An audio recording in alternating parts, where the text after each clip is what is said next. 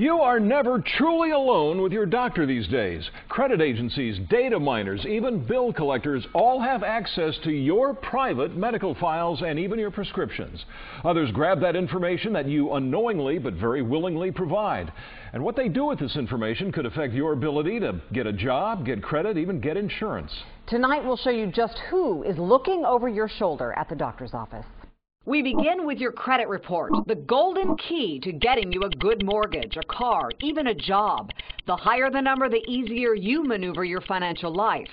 What does good health have to do with good credit? The credit scoring agency FICO has found a nexus.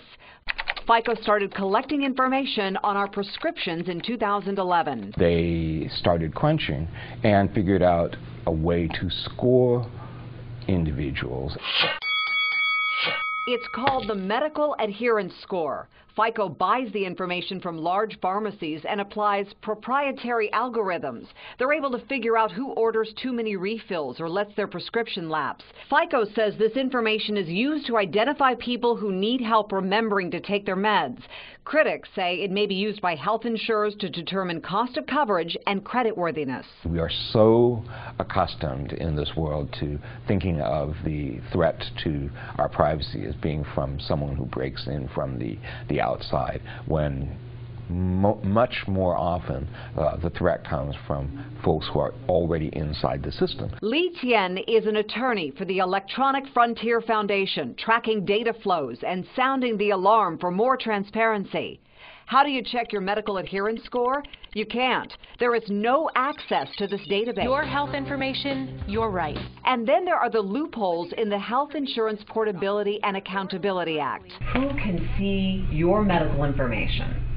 Well, that's a wonderful question, and it's an extraordinarily hard question. You have the right to keep it private. HIPAA is supposed to protect us, but it does have vulnerabilities.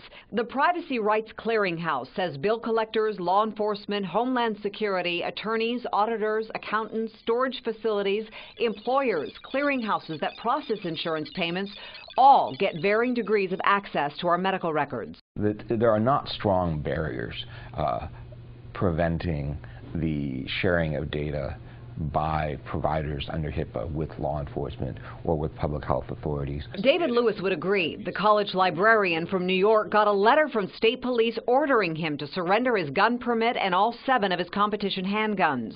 Under New York's SAFE Act, weapons can be confiscated from those with mental illness.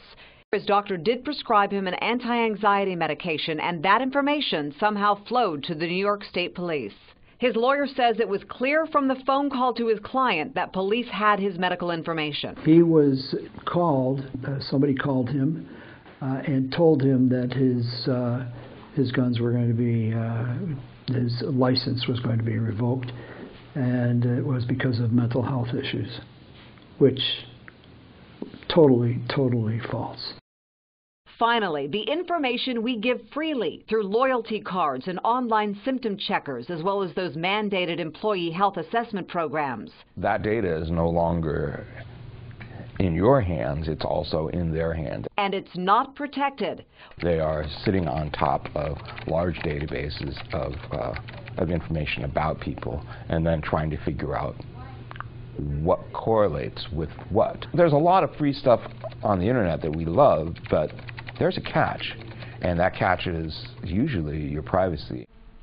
As for the man who had his weapons confiscated, who had no history of mental health issues, just a single prescription, his attorney says his medical privacy was invaded, and he was publicly defamed and humiliated. The state did give him his weapons back, but his attorney will be filing a lawsuit. There's so much more on this subject on News10.net, including a Q&A with the Privacy Rights Clearinghouse and some suggestions on keeping your medical records under the radar.